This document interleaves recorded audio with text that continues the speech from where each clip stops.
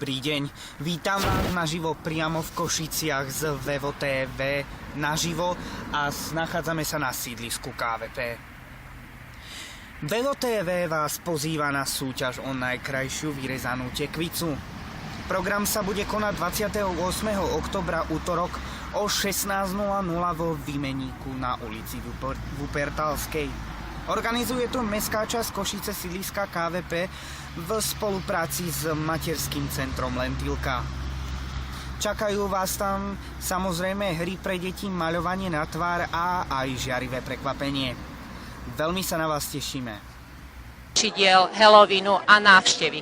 Táto návšteva bola práve z Anglicka a my oslavujeme tento anglický sviatok práve preto, že sme jednak škola zameraná na jazyky, ale aj preto, aby naše deti spoznali kultúru anglicky hovoriacich krajín. So have you been teaching your friends English? Well, actually, they're really good. So Right. the only thing that we're doing is just getting used to my accent. But otherwise, I'm really surprised. They're really good.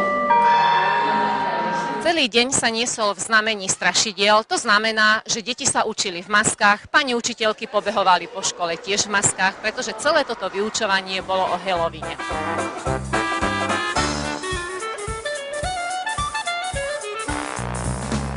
Potom o 2:00 sa začal Halloween, taký ako má byť. Deti sa predvádzali v maskách, najlepšie masky boli ocenené a neskôr tí starší čakali mladších, ktorí prišli so sprievodom, práve preto, aby sme Halloween oslávili.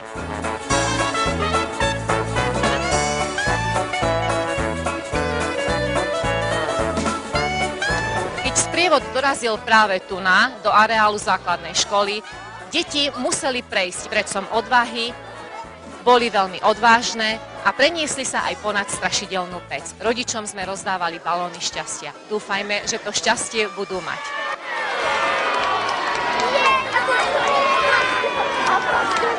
So we would like to know what are your impressions from this visit of our school. It's a very good school. Seems very lively, lots of enjoyable things. The children are very happy and look like they're learning.